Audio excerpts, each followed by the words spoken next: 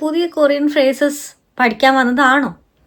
Sorry, ഇന്നത്തെ video അതിനെ പറ്റിയല്ല. നമ്മൾ കൊറിയൻ ഗ്രാമർ പഠിക്കുമ്പോൾ ഓർമ്മ വെക്കേണ്ട ചില റൂൾസ് ആൻഡ് റെഗുലേഷൻസ് ഉണ്ട്. നമ്മൾ ഇന്ന് അതിനെക്കുറിച്ചാണ് നോക്കാൻ പോകുന്നത്.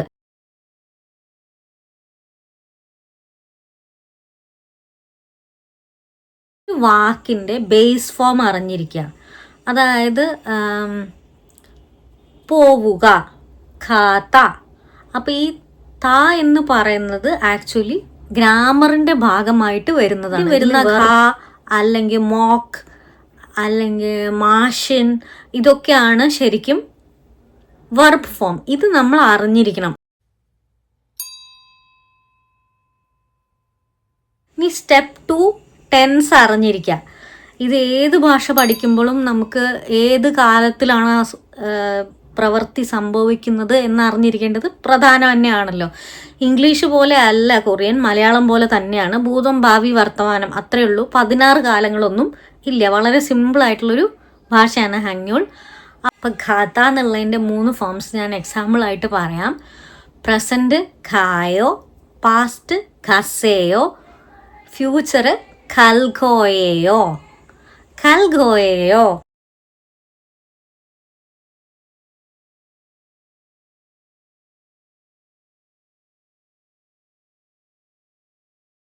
ഇംഗ്ലീഷിലാണെങ്കിൽ സബ്ജക്റ്റ്, വെർബ്, ഒബ്ജക്റ്റ്, അങ്ങനെയാണ് ഇംഗ്ലീഷിൻ്റെ സെൻറ്റൻസ് ഫ്രെയിമിങ്. പക്ഷെ മലയാളത്തിൽ എടുത്തു നോക്കുമ്പോൾ ഫോർ എക്സാമ്പിൾ, ഞാൻ നിന്നെ സ്നേഹിക്കുന്നു. ഇപ്പോൾ ഇവിടെ വെർബ് വന്നത് അവസാനമാണ്. സ്നേഹിക്കുന്നു ആണല്ലോ വെർബ്, അത് അവസാനമാണ് വന്നത്.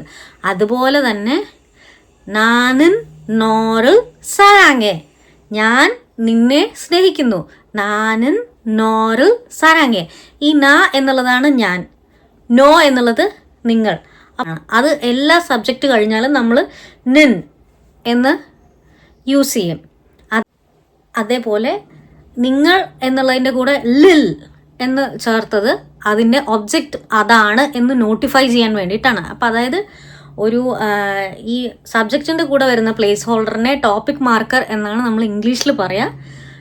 മറ്റേതിനെ ഒബ്ജക്റ്റ് മാർക്കർ എന്നും പറയും.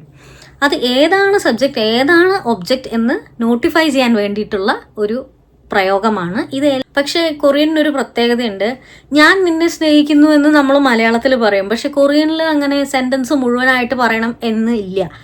ഞാൻ നിന്നെ എന്നുള്ളത് ഓബിയസ് ആയതുകൊണ്ട് അവർ സരാങ്ങെ എന്ന് മാത്രമേ പറയൂ.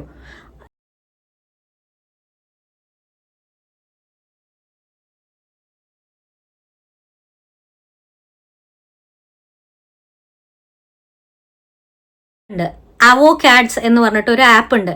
അതിൽ നമ്മൾ പാട്ട് കേൾക്കുന്നതിൻ്റെ കൂടെ ഫ്ലാഷ് കാർഡായിട്ട് നമ്മൾ കേൾക്കുന്ന പാട്ടിലെ ഓരോ വേർഡ്സും അങ്ങനെയൊക്കെ വരും. അപ്പം നമ്മൾ എഗ് ബൺ എന്നുള്ള ആപ്പാണ്. ഇതിൽ നമുക്ക് ഒരു കൊറിയൻ കീബോർഡ് നമ്മുടെ ഫോണിൽ ഡൗൺലോഡ് ചെയ്തിട്ട് നമുക്ക് ഈ ആപ്പിനോട് നമുക്ക് ചാറ്റ് ചെയ്യാൻ പറ്റും. അവർ നമ്മളെ പഠിപ്പിക്കുന്ന പോലെ. അപ്പോൾ 4 വർഷമായിട്ട് ഡുവോലിംഗോയിലാണ് കൊറിയൻ പഠിക്കുന്നത്. വളരെ ഹെൽപ്ഫുള്ളാണ്. എനിക്ക് ആദ്യം ഒന്നും അറിയാതിരുന്ന കാലത്ത് ഞാൻ പഠിക്കാൻ തുടങ്ങിയതാണിത്. ഇപ്പോൾ ഇതൊന്നും പറ്റിയില്ല, നിങ്ങൾക്ക് മലയാളത്തിൽ തന്നെ കൊറിയൻ പഠിക്കണമെങ്കിൽ എൻ്റെ ചാനൽ സബ്സ്ക്രൈബ് ചെയ്യാവുന്നതേ ഉള്ളൂ. വളരെ എളുപ്പമാണ്, ഫ്രീ ആണ്, ഒരു പൈസ ചിലവുമില്ല. അപ്പോൾ അത്രയും പറഞ്ഞുകൊണ്ട് ഞാൻ ടാറ്റ പോവാണ്. ധാമേ ബായോ.